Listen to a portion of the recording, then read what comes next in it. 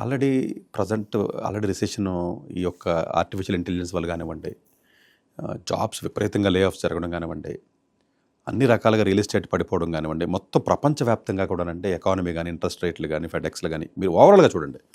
ప్రపంచవ్యాప్తంగా చాలా ఇబ్బందికరమైన పరిస్థితులు, గ్లోబల్ పర్స్పెక్టివ్లో ప్రపంచవ్యాప్తంగా చాలా ఇబ్బందుల పరిస్థితులు మనం ఎదుర్కొంటున్నటువంటి సందర్భాలను మీరు అబ్జర్వ్ చేసినట్లయితే ఇప్పుడు ఫేస్ చేస్తున్నాం ఆల్రెడీ.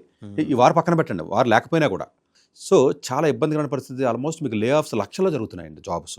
ఎప్పుడు ఏంటంటే ప్రపంచం ముందుకెళ్ళాలంటే ఎక్కువ మంది ఎంప్లాయీసే కదండి. ఎంటర్ప్రైజర్స్ ఎంతమంది ఉంటారండి? 1% కూడా ఉండరు. పొలిటీషియన్స్ పక్కన పెడదామండి. మెజార్టీ అంతే కదండి. ఇప్పుడు మీలాంటి వాడు నాలాంటి వాళ్ళు ఎక్కువ ఉంటారండి ప్రపంచం మొత్తం మీద.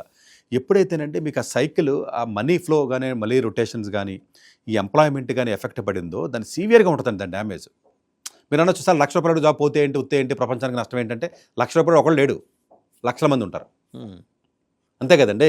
పాన్ కొట్టడు దగ్గర నుంచి ఇంక అన్నింటికి ఎఫెక్ట్ పడుతూ ఉంటుంది కదండి. ఇప్పుడు మనకు ఈరోజు హైదరాబాద్ బయటకు వెళ్తే రోడ్ల మీద వెళ్తే అన్ని బైకులు, కార్లు అందరూ మళ్ళంటి వాళ్ళే, సామాన్యులే కదండి. సో అందువల్ల ఏంటంటేనంటే ఆల్రెడీ చాలా సివియర్గా ఇబ్బందులు పడుతున్నటువంటి ఇలాంటి తరుణంలో అసలు ఈ వార్స్ రావడం అనేది ఏదైతే ఉంటుందో అసలు ఇంకెలా వెళ్తుంది? అసలు మామూలుగానే మేము చెప్తున్నాం 2026 చాలా వరస్ట్గా ఉందిరా బాబు, 2027 కూడా చాలా ఇబ్బందికరమైన పరిస్థితులు ఉన్నాయి, అసలు టెక్నాలజీ ఎవరిని ముంచేస్తుందో తెలియదురా బాబు అన్న పరిస్థితిలో ఉండి జాబులు పోతున్నాయి, చాలా టెన్షన్ పడుతున్నారండి పాపం పిల్లలందరూ కూడా. లేకపోతే ఇప్పుడు చాలామంది జాబులు చేసుకునే వాళ్ళు చాలా విపరీతమైనటువంటి ఇబ్బందులు ఉన్నాయి.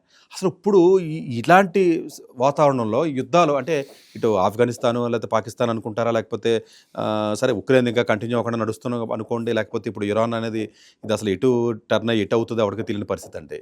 సో ఇప్పుడు ఒక ఆయిల్ రేట్లు పెరుగుతాయనో లేకపోతేనేమో వేరే రకమైనటువంటి ఒకటి రెండు ఇబ్బందులు కాదండి. ఇదంతా కూడా అంటే కాస్కేడింగ్ ఎఫెక్ట్ మొత్తం మీకు ముళ్ళేసేయడమేనండి. ఇదంతానండి, ఇదంతా ఒకటి కాదండి.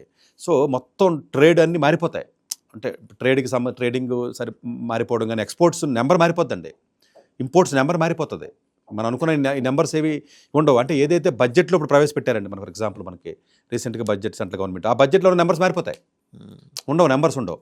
సో రిసెషన్ ఎట్లా ఉంటుందంటేనండి మనిషి కాదండి ఎలా బతికితే అంటే భయపడి ఉన్న డబ్బులు కూడా దాచుకుంటాడండి ఒకడు. ఇప్పుడు అలాంటి పరిస్థితి వచ్చిందండి. ఇప్పుడు మీ దగ్గర నిజంగా ఒకప్పుడు ఒక 4-5 లక్షలు ఉంటే సర్లే ఖర్చు పెట్టుకుంటే మళ్ళీ సంపాదించుకోవచ్చు అన్న ధైర్యం మేబీ 5-6 ఏళ్ల క్రితం ఉందేమో, 2-3 ఏళ్ల క్రితం కోవిడ్కి ముందు. ఇప్పుడు ఆ ధైర్యం మీకు కూడా ఉండదు. ఏమో బాబా ఏం జరిగే ఏమవుతుందో ఈ ఫియర్ అనేది ఆల్రెడీ మీ కోవిడ్ తర్వాత స్టార్ట్ అయింది పబ్లిక్కి. అంతే కదండి. లక్కీగా మన సేవింగ్స్ కంట్రీ కాబట్టి, ప్రపంచంలోనే డబ్బులు సేవ్ చేసుకుని బతికి కంట్రీ మంది, మిగతా వాళ్ళు ఖర్చు పెట్టి కంట్రీ కాబట్టి రిసెషన్స్ వచ్చినా ఏదో తట్టుకుని కనీసం ఏదో కూడికి బట్టకి ఏదో భోజనానికి ఇబ్బంది లేకుండా నడుస్తుందండి. చాలా కంట్రీస్ అలా ఉండవు కదండి.